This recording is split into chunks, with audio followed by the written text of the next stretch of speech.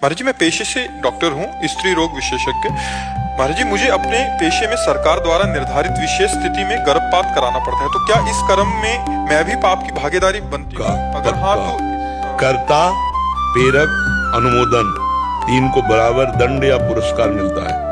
अच्छा काम किया तो कर्ता और प्रेरक हाँ बढ़िया है, आप कर सकते हैं। और कर्ता जिसने किया, अनुमोदन करने वाला और प्रेरणा देने वाला, ये तीनों उसमें। जैसे एक ने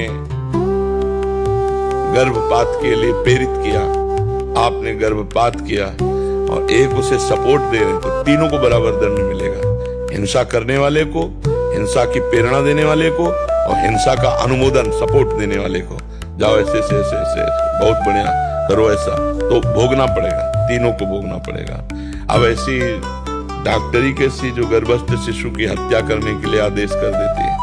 गुरु जी, कभी कभी जैसे बच्चे में कुछ जन्मजात विकृति भी रहती है, जो बच्चा बाद में जाकर जीवित ना। अब जैसे वो कोई फल तो है नहीं, सब्जी तो है नहीं, वो जीवात्मा है। अब वो अपने माता पिता के कर्म भोग सहित आया है। अब वो किसी विक्षेप को प्राप्त या विकलांग है या कोई अंग नहीं है, तो उसको आने दो और उसकी सेवा करो। जितने दिन जीना होगा उतने दिन हमारे प्रारब्ध का क्षय होगा।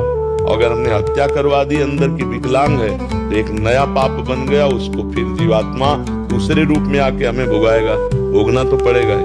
अवश्य में भोक्तव्यम कृतम कर्म शुभाशुभम। तो जीव को भोगना है, तो हमें लगता है आने दिया जाए।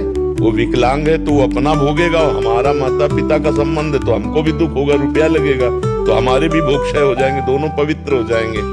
तो कहीं से भी हम ये अनुमति नहीं दे सकते, सहमति नहीं कर सकते इस बात में कि गर्भस्थ शिशु की हत्या की जाए।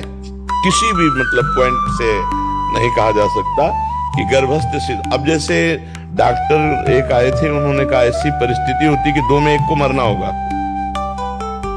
या मां मरे या बच्चा मरे। तो उस फिर परिस्थिति में मुझे बच्चे को मारना होता, मां को बचाना होता।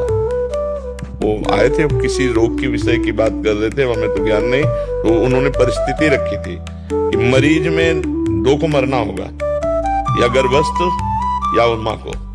तो फिर हम लोग मां को ही बचाने की कोशिश करते हैं, गर्भस्थ शिशु को मार देते हैं। तो उनसे भी कहा था, हमारी राय यही रहेगी कि दोनों को जहां तक बचाए।